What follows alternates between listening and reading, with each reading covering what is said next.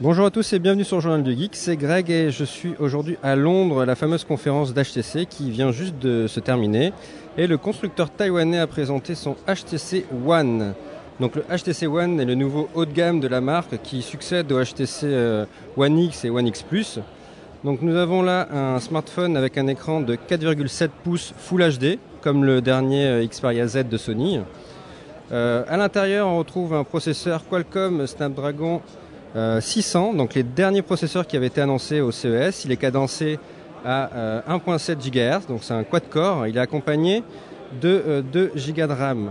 On a également une capacité de 32 Go.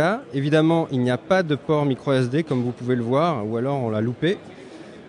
On retrouve au dos un capteur photo de 13 mégapixels. Alors c'est un capteur ultra pixel, c'est la grosse nouveauté de HTC. Donc soi-disant, ce capteur qui ouvre à f2 permet de prendre des photos normalement bien plus, on va dire, réalistes. Le capteur est aussi plus lumineux. Devant, on a un capteur visio de 2.1 mégapixels.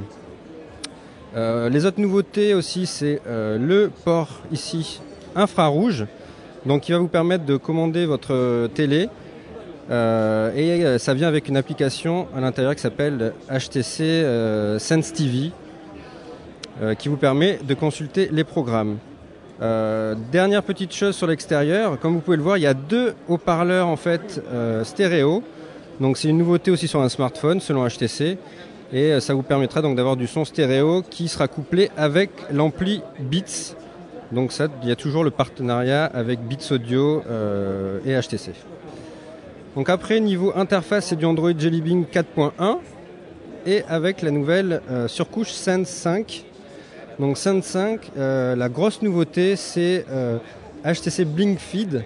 Donc Blink Feed, donc quand vous l'allumez, vous arrivez sur une sorte de flux qui agrège différents contenus, des milliers de contenus, même de sites et de magazines. Je crois qu'il y a même les contenus des réseaux sociaux, il me semble. Donc normalement, le Journal du Geek fera partie de ces contenus, puisqu'en fait c'est un partenariat en marque blanche avec News Republic, que vous connaissez, puisque nous en avons parlé plusieurs fois.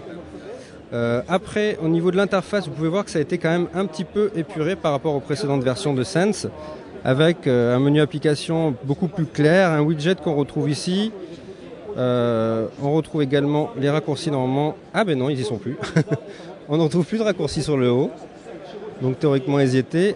Et donc après, vous voyez, vous pouvez accéder ici au menu classique d'Android, avec heureusement quand même encore la création de pages, ce qu'on n'a pas sur Android de base. Et ici, vous avez donc les différents widgets. Hop. Donc voilà en gros ce qu'on peut dire sur ce HTC One.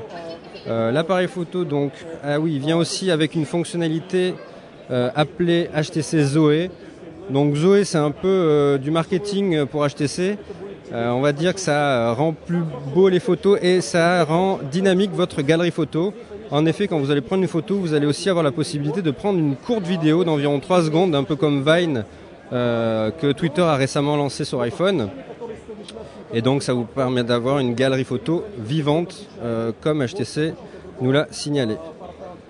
Voilà, je pense que j'ai à peu près fait le tour. Le HTC One sera disponible courant mars. Il n'y a pas de date exacte, mais on nous murmure que ça sera début mars, à un prix aux alentours de 650 €, évidemment sans abonnement.